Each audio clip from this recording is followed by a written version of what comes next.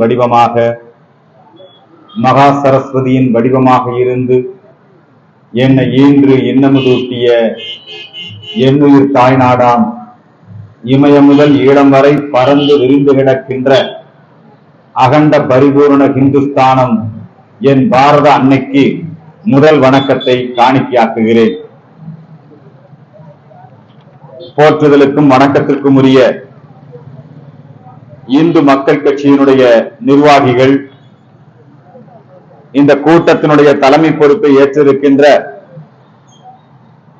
கோட்ட தலைவர், என் அன்பிற்குரிய சகோதரர், இந்துத்துவ பணியிலே நல்ல அனுபவமும் பல போராட்ட களங்களையும் சந்தித்தவர் நம்முடைய சகோதரர் திரு பால்ராஜ் அவர்களை இந்த கூட்டத்தினுடைய தலைமை பொறுப்பை ஏற்றுக்கொண்டு வெகு சிறப்பாக நடத்தி கொண்டிருப்பதற்காக நான் மனமாற பாராட்டுகிறேன். அனைவரும் ஒரு முறை கைதட்டும்படி வேண்டுகிறேன்.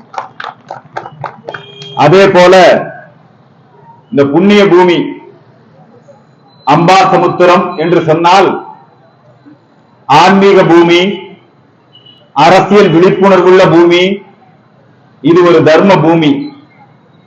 பொருணை நதிக்கரையிலே இருக்கின்ற இந்த புண்ணிய பூமியிலே மக்கள் சேவையிலே முன்னணியிலே இருப்பது நம்முடைய வஜ்ரசேனை என்று சொல்லக்கூடிய அற்புதமான ஒரு சேவை இயக்கம், தொண்டர்களின் இயக்கம். இந்த வஜ்ரசேனை இயக்கம் இளைஞர்களுக்கு, மாணவர்களுக்கு நல்ல வழிகாட்டியாக இருக்கிறது, பல பயிற்சிகளை கொடுக்கிறது, கல்வி, தொழில், வேலை வாய்ப்புகளை உருவாக்குகிறது, ஏழை எளிய மக்களுக்கு உதவி செய்கிறது. அந்த வஜ்ரசேனை இயக்கத்தினுடைய தலைவர் அன்பிற்குரிய சகோதரர் திரு ரமேஷ்ஜி அவர்களுக்கு என்னுடைய மனமார்ந்த பாராட்டுக்களை தெரிவித்துக் கொள்கிறேன். முன்னிலை வகித்துக் கொண்டிருக்கக்கூடிய எங்கள் குடும்பத்தில் ஒருவர் இந்து மக்கள் கட்சியை இந்த நெல்லை மாவட்டத்திற்கு அறிமுகப்படுத்தியவர், காவிப்படை தளபதி. இந்துக்களுக்கு ஒரு பிரச்சனை என்று சொன்னால் முன்னணியிலே நின்று போராடுகின்ற, வழக்குகளை பலவற்றை சந்தித்து இன்றளவும் அவர்கள் ஒரு நல்ல வாழ்க்கை,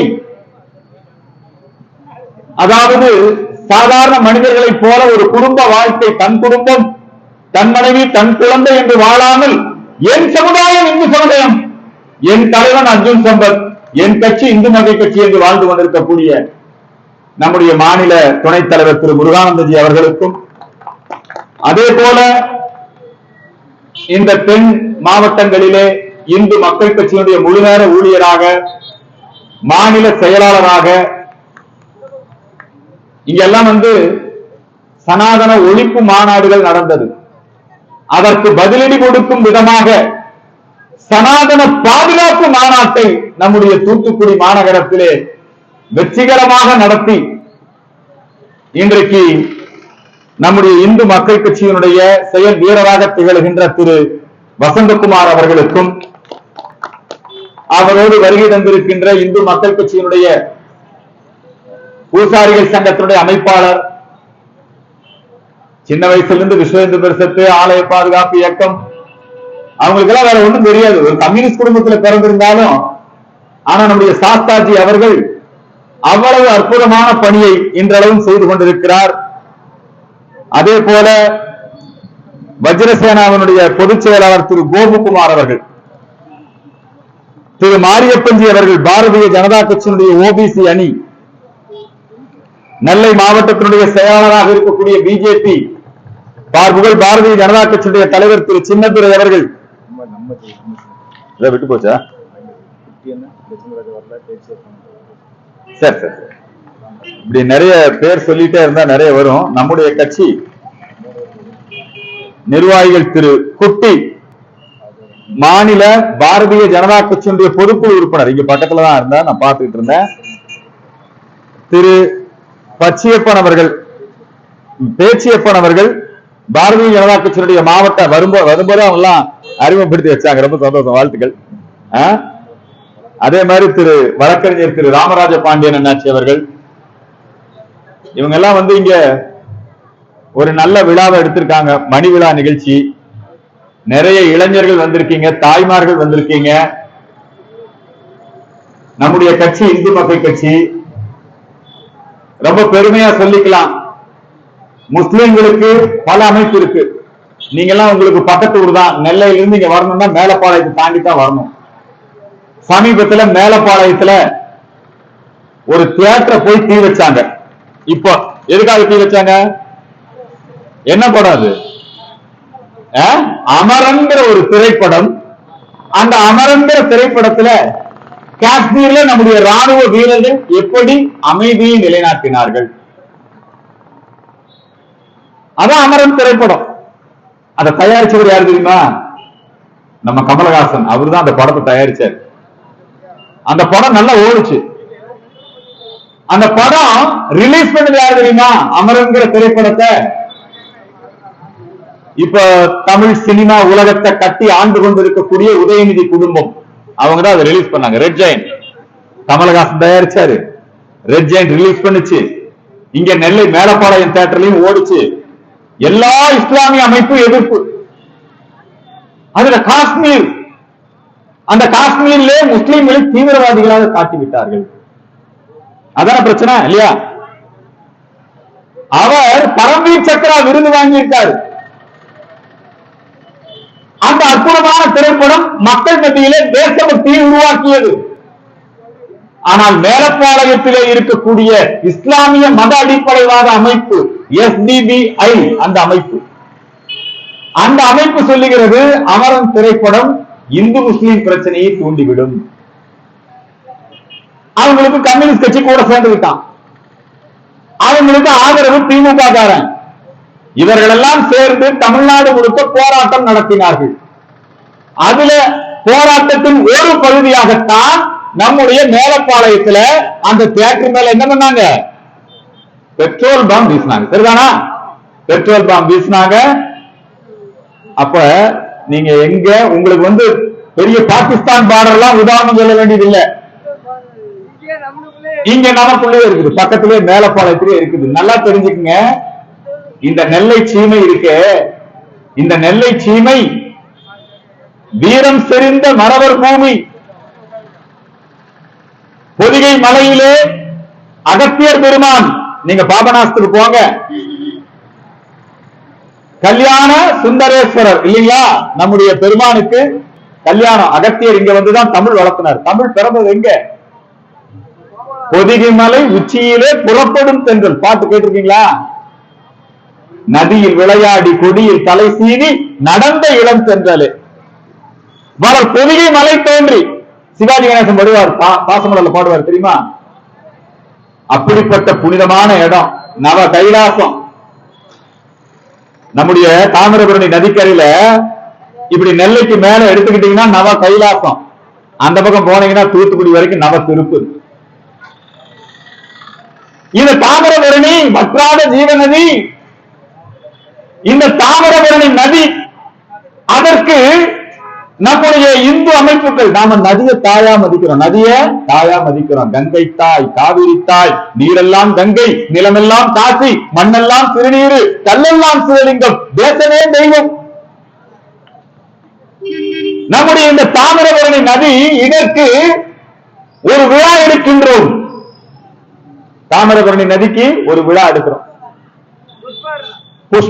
புஷ்கர விழா இல்லையா? தாமிரபரணி நதி விருச்சிக ராசிக்குரியது. தாமிரபரணி நதி இருக்கிறது. எங்க தலைவர் பாரத பிரதமர் நரேந்திர மோடியுடைய ராசி விருச்சிக ராசி. தாமிரபரணி நதிக்கு நாம் விழா எடுக்கின்றோம். உடனே திமுக காரன், கம்யூனிஸ்ட் காரன் சேர்ந்து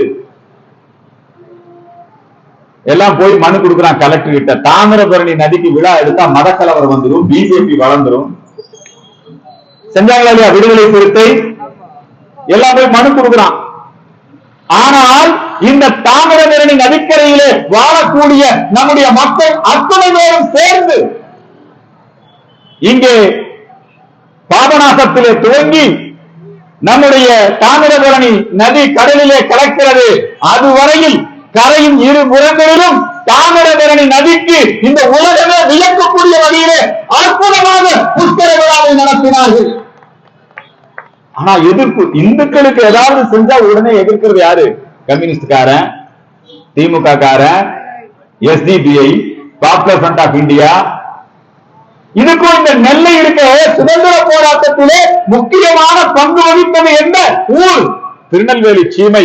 எங்கள் ஐயா வ.உ.சி., தென்னாட்டு திலகர், வந்தே மாதரம் பிள்ளை, செக்கிழுத்த செம்மல், கப்பலோட்டிய தமிழன். அந்த வ.உ.சி. துறையில் சுட்டுக் கொன்ற வீரன் வாஞ்சிநாதன். செங்கோட்டையில் இருக்கு வீரன் வாஞ்சிநாதன் இல்லையா? நம்ம போய் மாலை போட போனோம், அங்க போனா ஸ்டாலின் படத்தை வச்சிருக்கான். என்னங்கிறான்? தமிழ்நாடு அரசு சுற்றுலாத்துறை என்னமோ வச்சிருக்கான். கோயிலே இப்பெல்லாம் ஒரு மசூதியில போய் ஸ்டாலின் படம் வைக்க முடியுமா? ஒரு சர்ச்சில் போய் ஸ்டாலின் படம் வைக்க முடியுமா? ஆனா நம்முடைய கோயில் எல்லாம் வச்சுக்கலாம். அறநிலையத்துறைன்னு போட்டு ஸ்டாலின் படம், சேகர்பாபு படம், கூட உதயநிதி படம் எல்லாம் வச்சுக்கலாம். இந்த தேசத்தினுடைய சுதந்திர போராட்ட வரலாறு இந்த நெல்லை மாவட்டத்தினுடைய வரலாறு. வானம் பொழியுது, பூமி விளையுது, உனக்கே கொடுக்க வேண்டும் வரி. வீரபாண்டிய கட்டபொம்மன்.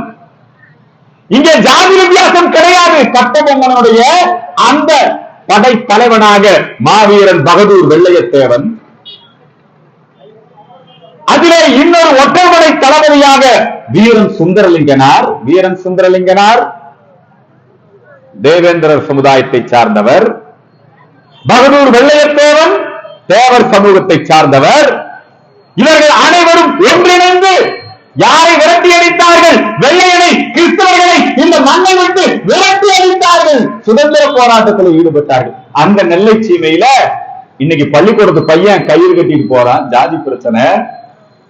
பள்ளிக்கூடத்துக்குள்ளே ஜாதி கலவரம் நடக்குதா இல்லையா நெல்லையில்? அதான பிரச்சனை. பள்ளிக்கூடம் யாரா 60 வருஷமா திராவிட ஆட்சி, 60 வருஷமா ஜாதியை ஒழிச்ச ஆட்சி, 60 வருஷமா பிற்படுத்தப்பட்ட, ஒடுக்கப்பட்ட, தாழ்த்தப்பட்ட மக்களை மேல கொண்டு வந்த ஆட்சி. அந்த ஆட்சியில இன்னைக்கு மாணவர்கள் நெல்லையில் தான் இந்த பிரச்சனை. பரீட்சை எழுத போன ஒரு மாணவனை போய் வீடு கொண்டு வைக்கிறாங்க.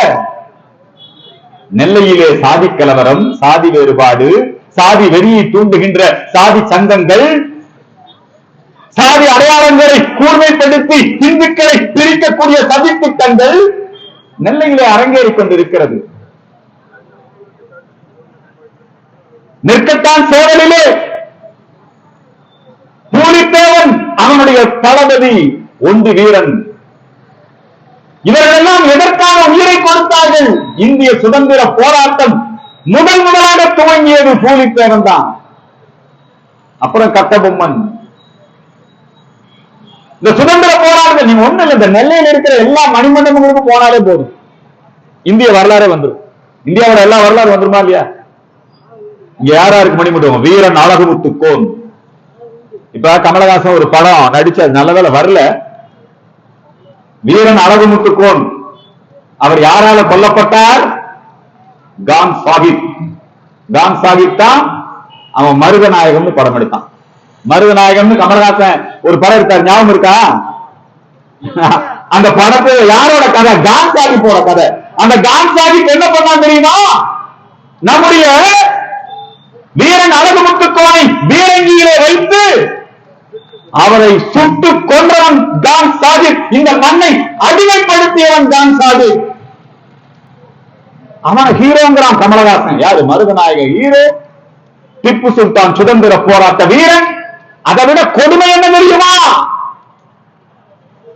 வாஞ்சிநாதன் ஆசை சுட்டுக் கொன்றான். அந்த ஆஃபுரையுடைய கல்லறை இங்கே இருக்கிறது. ஆஃப் துரை அவரு போப் ஆண்டவருங்கிறான். உங்களுக்கு தாண்டா ஆண்டவர், எங்களுக்கு என்ன? அவர் மிஸ்டர் போப் தான்.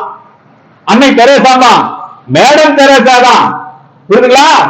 ஆஃப் துறையில கலெக்டர் ஆஃப். நம்முடைய வாவு சிதம்பரனாரை சிறையிலே அடைத்தவன். நம்முடைய சுதந்திர போராட்ட வீரர்கள் மீது தடியடி நடத்தி, துப்பாக்கி சூடு நடத்தி கொடுமைகளை புரிந்தவன். அந்த ஆசை சுட்டுக் கொன்றான் வாஞ்சிநாதன். அந்த ஆசோட கல்லறையில போய் ஒரு அமைப்பு இருக்குது, அதுக்கு பேர் ஆதி தமிழர் பேரவை. கேள்விப்பட்டிருக்கீங்களா? ஆதி தமிழர் இங்க இருக்குதா? தமிழ் புலி. தமிழன் பாரு, தமிழ் புலி. தலித் அமைப்பு இவங்க எல்லாம் போயிங்க அந்த ஆஸ்கல்லறையில வீர வணக்கம் பண்றான். எங்க இப்படிப்பட்ட துரோகிகள் இருக்கா பாருங்க. இந்த கட்டபொம்மன் பிறந்த மண்ணில்தான் எட்டப்பன், அது மாதிரி இந்த வாஞ்சிநாதன் பிறந்த மண்ணில்தான் ஆசை ஆதரிக்கிறவன். எவன் நம்முடைய வாவுசியை சிறையில் அடைத்தாரோ அந்த கொடுங்கோலனை ஆதரித்து நிகழ்ச்சி நடத்துறாங்க. அப்ப நெல்லை மாவட்டம் எப்பேற்பட்ட ஆபத்தில் இருக்குன்னு பாத்துக்கோங்க. இந்த நெல்லை மாவட்டம் எப்பேற்பட்ட ஆபத்தில் இருக்கு பாருங்க. ஒரு பக்கம் ஜாதி வாரியா நம்மளை பிரிக்கிறான், இன்னொரு பக்கம் மத ரீதியாக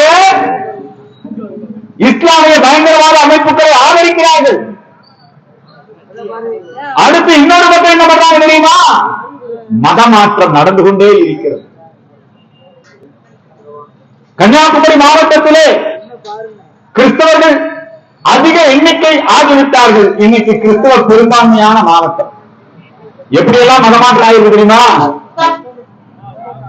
அரசியல்ல கூட இந்துக்களுடைய வாய்ப்பை கிறிஸ்தவர்கள் தட்டி பறித்துக் கொள்கிறார்கள். பொதுவாக நெல்லை மாவட்டத்தை சார்ந்தவர்கள் தான் சபாநாயகரா வருவான். ஆதித்தனார் சபாநாயகர் தெரியுமா? ஆதித்தனார் யாரு? தினத்தந்தி. இப்ப ஐயா சிவந்தி ஆதித்தன் இருக்காரு. சிவந்தி ஆதித்தனுடைய மகன் இப்ப பாலசுப்ரமணிய ஆதித்தன் சின்னையா வந்துட்டாரு. அவங்கதான் பொதுவா நம்ம செல்லப்பாண்டியன் இல்லையா, இவங்க எல்லாம் தானே சபாநாயகரா இருந்தவங்க. ஹிந்து நாடார்கள் சபாநாயகரா வருவாங்க பொதுவா. எங்கால இன்னொருத்தர் இருந்தாரு, வானளாவிய அதிகாரம் படைத்தவர் மனோஜ் பாண்டியன், அவருடைய அப்பா PH பாண்டியன். இவங்க எல்லாம் தான் சபாநாயகரா வருவாங்க. பொதுவா நெல்லை சார்ந்தவங்கன்னா சபாநாயகரா இருப்பாங்க. இப்ப யார் தெரியுமா சபாநாயகரு? அப்பாவு. அப்பாவு வந்து சட்டசபை நடத்தல, அவர் ஏசி சபை நடத்திட்டு இருக்கிறாரு. அங்க என்ன நடத்திட்டு இருக்காரு? ஏசி சபை நடத்திட்டு இருக்காரு. அல்லேலூயா. இந்த அப்பாவை எப்படி தெரியுமா அந்த பதவி வாங்கினாரு? ராதாபுரம் பஸ் ஸ்டாண்ட்ல கொண்டு வந்து கருணாநிதியோட அம்மா அப்பாவுக்கு செலவு வச்சாரு. அந்த ராதாபுரத்தில் இருக்கக்கூடிய அந்த மக்கள் எல்லாம் சேர்ந்து, ஏன்னா நீ தான் திமுகவுக்கு போயிட்ட, ஒரு காலத்துல காமராஜர் சீடரா இருந்து கருணாநிதியை திட்டிட்டு இருந்த ஒரு அப்பாவு, நீ தான் இப்ப வந்து என்ன போயிட்ட, திமுகவுக்கு போயிட்ட. ஏன்னா ராதாபுரம் பஸ் ஸ்டாண்டுக்கு கருணாநிதி அப்பா அப்பாவுக்கு என்னடா சம்பந்தம்? இங்க என்ன செலவு வைக்கிறீங்க? இங்க காமராஜர் செலவைங்க. அந்த அப்பாவோட மகன் தான் கிறிஸ்தவ மிஷனரிகளோடு சேர்ந்து கொண்டு இன்னைக்கு கேரளால வந்து விழுஞ்சம் துறைமுகம், கேரளால வந்து அதானி, நம்ம கன்னியாகுமரியில வர வேண்டிய துறைமுகம், நம்முடைய நாடாளுமன்ற உறுப்பினர் விளையாட்டுத்துறை அமைச்சராக இருந்த அடல் பிஹாரி வாஜ்பாய் பிரதமராக இருந்த பொழுது குளச்சலிலே இந்த துறைமுகத்தை கொண்டு வர வேண்டும் என்று முயற்சி எடுத்தார் நம்முடைய பொன் ராதாகிருஷ்ணன். ஆனால் கிறிஸ்தவத்திலே இருக்கக்கூடிய பாதிரிமார்கள் ஒன்று கூடி அங்க அந்த துறைமுகம் வந்தால் மீனவர்கள் வாழ்வாதாரம் பாதிக்கப்படும் என்று கட்டுக்கதையை கட்டிவிட்டு கிறிஸ்தவர்களை எல்லாம் வைத்து போராடி அந்த துறைமுகம் அங்க வராம எங்க போயிருச்சு? கேரளாக்கு போயிருச்சு. அந்த துறைமுகத்துல கான்ட்ராக்ட் யாரு? அதானி. கம்யூனிஸ்டுகாரன் கூப்பிட்டு அதானி கூட சேர்ந்து அந்த துறைமுகத்தை திறந்துட்டான். அங்கேயும் பாதிரியார் தான் எதிர்ப்பு தெரிவிக்க வந்தா, அப்ப பினராயி விஜயன் போலீஸ்காரரை வச்சு அடி அடி நடிச்சு பாதிரியாரை விரட்டி விட்டுட்டு, எங்க கேரளாக்கு துறைமுகம் வேணும், எங்க கேரளாக்கு வியாபாரம் வேணும், எங்க கேரளாக்கு அதானி வேணும், எங்களுடைய மீனவர்கள் அவர்கள் வாழ்க்கை தரம் உயரணும் அப்படிங்கறதுக்காக அந்த துறைமுகத்தை உருவாக்கினான். அங்க போய் நம்மால அப்பாவு போய் அவர் மகனை வச்சு கான்ட்ராக்ட் எடுத்துட்டார். ஊழல், அப்பாவினுடைய ஊழல் இங்க இருக்கிற அத்தனை பேருக்கும் தெரியும். இந்த அப்பாவு இன்னைக்கு ஒரு இந்து நாடாருக்கு கிடைக்க வேண்டிய வாய்ப்பை இன்றைக்கு அப்பாவு தட்டி பறித்துக் கொண்டு இந்த பக்கம் நாடார்னு சொல்லிக்கிறது, அந்த பக்கம் கிறிஸ்தவன் சொல்லிக்கிறது. நடக்கக்கூடிய திராவிட மாடல் ஆட்சியே சுயத்தை கிறிஸ்தவர் ஆட்சிங்கிறா. கன்னியாகுமரி மாவட்டத்தில் துறைமுகம் வரக்கூடாது, நல்ல ரோடு போடக்கூடாது. நெல்லை மாவட்டத்தில் நல்ல ரோடு போட்டா விடமாட்டான். புரியுதுங்களா? மலைகளை கொள்ளையடிக்கிறார்கள், தண்ணீரை கொள்ளையடிக்கிறார்கள், நம்முடைய நிலங்களை கொள்ளையடிக்கிறார்கள். இப்ப பாருங்க, இப்ப வந்து எங்க பார்த்தாலும் G ஸ்கொயர், இங்கேயும் வந்திருக்கும் G ஸ்கொயர். இப்படி எல்லா இடங்களிலுமே இந்த தென் மாவட்டங்களை முழுமையாக புறக்கணித்துக் கொண்டிருக்கிறார்கள், சுரண்டிக் கொண்டிருக்கிறார்கள், இந்த மக்களை ஏமாற்றிக் கொண்டிருக்கிறார்கள், குறிப்பாக இந்துக்களை ஏமாற்றிக் கொண்டிருக்கிறார்கள்.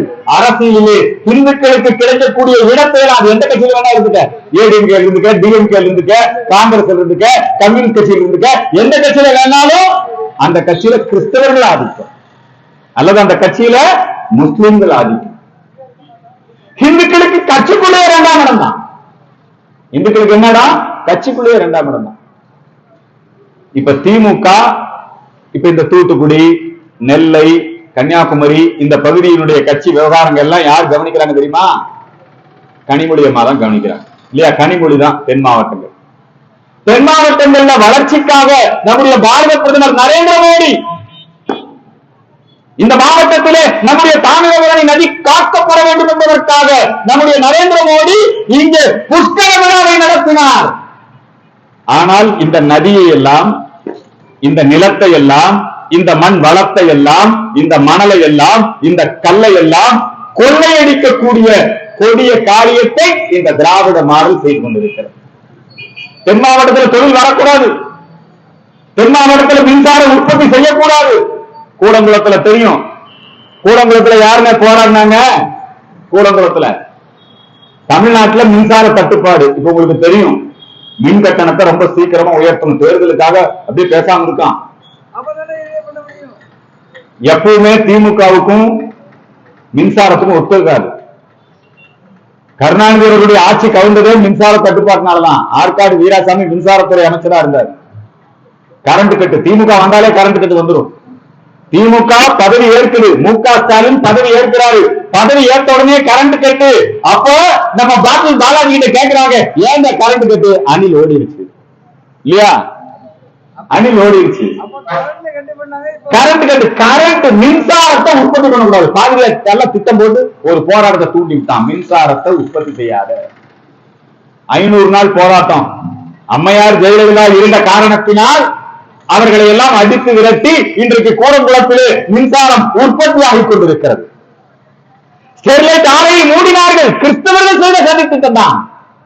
நிறைய பேர் என்ன நினைச்சிருக்காங்கன்னா, ஓ பாதிரியார்னா அவர் பைபிள் கொடுப்பாரு, ஒரு கணத்துல அடிச்சா மறு கணத்தை காட்டுவாரு, அனாத பிள்ளைங்களை எல்லாம் எடுத்து வளர்த்துவாரு, அல்லது பாதிரியார் கிறிஸ்தவர்கள்னா பள்ளிக்கூடத்துல பாடம் சொல்லி கொடுப்பாங்கன்னு நினைச்சிட்டு இருக்கீங்க. கிடையாது. பாதிரியார் ரோடு போடுறதை எதிர்க்கிறார், பாதிரியார் மின் உற்பத்தியை எதிர்க்கிறார், பாதிரியார் ஓடுகின்ற தொழிற்சாலையை மூடுகிறார், பாதிரியார் மீனவர்களுக்கு என்ன விலைக்கு மீன் விற்கணும் நிர்ணயம் பண்றாரு, பாதிரியார் வியாபாரத்தை கட்டுப்படுத்துகிறார். நடக்குதா இல்லையா? நான் பொய்யா சொல்றேன்? நாஞ்சில் பால் யாரு சொல்லுங்க. இந்த நெல்லை மாவட்டத்திலே கிறிஸ்தவ மிஷனரிகள் கல்வியை தந்தை கட்டுப்பாட்டிலே வைத்திருக்கிறார்கள், மருத்துவத்தை தந்தை கட்டுப்பாட்டிலே வைத்திருக்கிறார்கள். இந்துக்களை ஜாதி வாரியாக கிறிஸ்தவர்கள் தான் பிரிக்கிறார்கள், கிறிஸ்தவர்கள் தான் ஜாதி கலவரத்தை தூண்டி விடுகிறார்கள். ஒரு புறத்திலே இஸ்லாமிய வகுப்புவாதம், பயங்கரவாதம், மேலப்பாளையத்தை மையமாக வைத்து நீங்க பாகிஸ்தான் பார்டர்ல போய் சண்டை போட வேண்டாம். பாகிஸ்தான் பார்டர்ல சண்டை போடுற வேலையை நரேந்திர மோடி பார்த்துக்குவாரு. ஆனா இங்க இருக்கான் பாருங்க, இவன் 1000 பாகிஸ்தானை விட மோசமான ஆடு. எங்க இருக்கா? அந்த மேலப்பாளையத்தில் இருக்கிறவ இங்க இருக்கான் பாருங்க, இவன் ரொம்ப மோசமான ஆடு. நான் எல்லா முஸ்லீம்களையும் சொல்லல. நெல்லை மேலப்பாளையத்துடைய வரலாறு இன்னைக்கு அங்க எத்தனை கோயில் இருக்கு சொல்லுங்க? மேலப்பாளையத்துக்குள்ள எத்தனை கோயில் இருக்கு? எங்க பூஜை நடக்குது?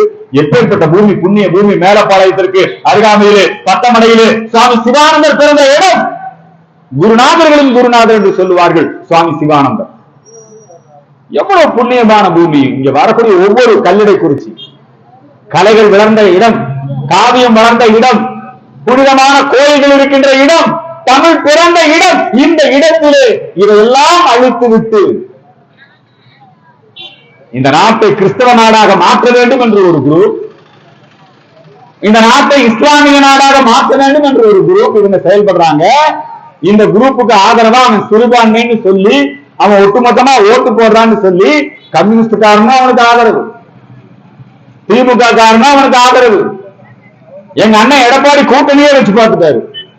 நாங்க பிஜேபியோட இருந்ததுனாலதான் எங்களுக்கு முஸ்லீம் ஓட்டு போடல, நாங்க பிஜேபியில இருந்து வெளியே வந்துட்டோம், நாங்க எஸ்பிஐ கூட சேர்ந்து நிக்கிறோம், அப்பவும் ஓட்டு போடல. போட்டாங்களா? அவன் தெளிவா இருக்கான். அவன் எப்படி இருக்கான்? தெளிவா இருக்கான்.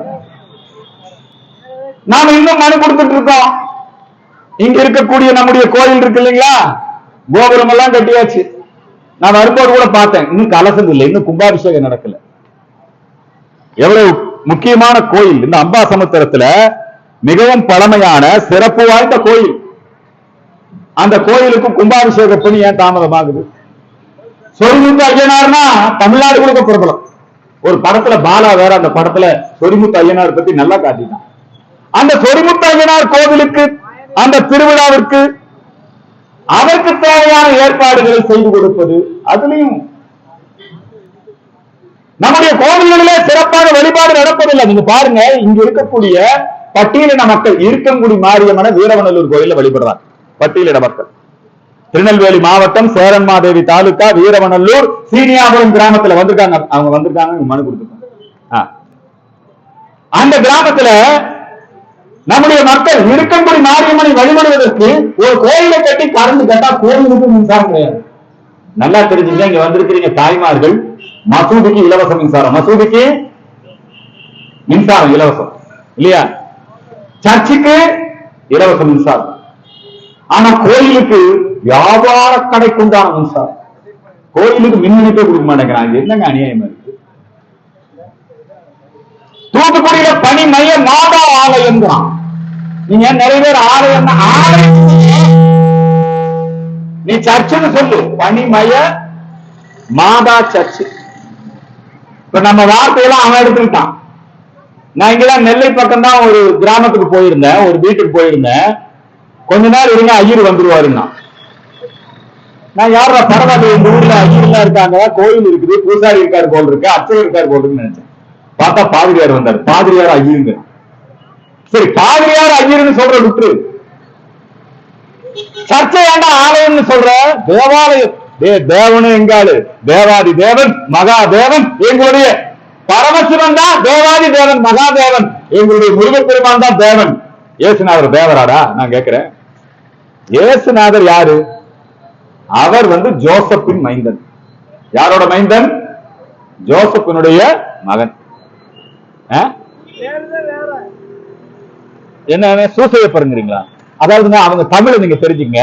ஜோசப்ப சூசைட்மா. ஜோசப் என்ன சொல்லுவான்? யோசேப்பு. ஆண்டனி சொல்லுவீங்களா? Mark Antony. ஆண்டனி அந்தோனிம்பா. பீட்ரு அப்படி சொல்றீங்களா? பேத்துரும்பா. பீட்ரு என்னப்பா? பேத்துரு. இது அவன் தமிழ். அது மாதிரிதான் நம்ம கோயில் என்னன்ட்டான், நம்ம கோயில் என்னன்ட்டான், இயேசு கோயிலுங்கிறான். அது சர்ச்சு. சர்ச்சுன்னு சொல்லு, அதுக்கு தமிழ்ல வார்த்தை கிடையாது, அது ஆலயம்ங்கிறான். உடனே எங்க ஆளுதான் எதை சாமினாலும் கும்பிடுவாங்களே நம்ம ஆளு இல்லையா? ஆலயம் தொழுவது, நல்லா தெரிஞ்சுங்க, ஆலயமும் நம்மளுதான். அவை பிராட்டி சொல்லியிருக்காங்க, ஆலயம் தொழுவது. தொழுகை யாருக்கு சொந்தம்? தொழுகையும் நம்மளுக்கு தான் சொந்தம். புரியுதுங்களா? ஏமாத்திட்டு இருக்கான் அவன். அவனுடைய சர்ச்சில் கொடி ஏற்றுறான். நம்ம சர்ச்சுக்கு ஏசுனா கொடி. நான் கேட்கிறேன், கொடி 16 வகையான உபச்சாரம் பாருங்க. பூசாரி சங்க தலைவர் வந்திருக்கிறார். சோடச உபச்சாரம் இல்லையா? கற்பூர தீபம், தூபம், நைவேத்தியம் இல்லையா? கொடி, கண்ணாடி எல்லாம் காட்டுவான். எங்க சாமிக்கு விசிறி எல்லாம் வீசுவோம் நாங்க இல்லையா? அணி, தேர், புறவி, 16 வகையான அடையாளங்கள். இவன் கொடி ஏற்றான், வேப்பலை வெட்டி கொடுத்துருக்கான். எப்படி ஏமாத்துறான் பாருங்க இந்துக்களை. அந்த பனி மய மாதா சர்ச்சுங்கிறான். அதை எங்காலும் போயிடுறான். அப்ப இந்த விசால் ஒரு கல்யாணம் பண்றாராம், அவரு பனிமய மாதா சர்ச்சுக்கு போயிட்டாராம். பயங்கரமா போடுறான். அந்த பனிமய மாதா சர்ச்சுக்கு விசேஷம்னா மாவட்ட கலெக்டர் உட்காந்துக்கிறாரு, எஸ்பி உட்காந்துக்கிறாரு, நடுவுல அந்த சர்ச்சு பாதுகாப்பு உட்காந்துக்கிறான். இவங்க 2 பேரும் சேர்ந்து அந்த சர்ச்சு தேரோட்டம். சர்ச்சில் என்னடா தேரு? ஜீசஸ். அவர் ரொம்ப நல்லவர். ஜீசஸ், இயேசு நல்லவர். நான் நல்லா ஒத்துக்கிறேன், இயேசு நல்லவர். அந்த நல்லவரை புடிச்சு என்ன பண்ணா தெரியுமா? கொலை பண்ணான், சிலுவையில் அடிச்சான் பாருங்க. இதுக்கு இயேசு நம்முடைய விஸ்வகர்மா சமுதாயம், ஆசாரி சமூகம் இருக்கு இல்லைங்களா? அவர் கார்பெண்டர், இந்த பெட்டியெல்லாம் செய்யறவர், சேரு நாக்காளி எல்லாம் செய்யறவர். அவரை என்ன பண்ண தெரியுமா? அவரை வச்சு ஒரு பொட்டியை தயார் பண்றான். எவ்வளவு கோபம் பாருங்க அவனுக்கு. இயேசு நல்லது சொன்னார், பொய் சொல்லாத. இயேசு ரொம்ப நல்லது சொல்லியிருக்காரு. எல்லாருக்கும் அன்பு செலுத்து. இயேசு நல்லது, இந்த நல்லது சொல்லி பிடிக்கல கிறிஸ்தவனுக்கு. அவன் என்ன பண்றான்? அவரை வச்சு ஒரு பெட்டி செய்யறான். அந்த பெட்டிய செஞ்சதுக்கு அப்புறம் அவரை வச்சு ஒரு சிலுவையை செய்யறான். அவரே செஞ்சு அந்த சிலுவையை சுமந்துட்டு அவரே கூட்டிட்டு போறான். மலை மேல கூட்டிட்டு போய் 2 திருடனுக்கு மத்தியில நிக்க வச்சு அவரை வச்சு அவரை ஆணியிலேயே அடிக்கிறான். நல்லவரை அடிக்கிறான். அடிச்சதுக்கு அப்புறம் அவர் என்ன பண்றாரு? கல்லறையில போய் 3ஆவது நாள் எந்திரிச்சு வந்துடுறாரு. எந்திரிச்சு வந்ததுக்கு அப்புறம் அவர் மீண்டும் வருவாருங்க. 2000 வந்துருவாருன்னா சுனாமி தான் வந்தது. 2000 என்ன வந்தது? அது சுனாமி வந்து பாருங்க. இவன் பண்ற இந்த பாதிரியார்கள் பண்ற அக்கிரமம்.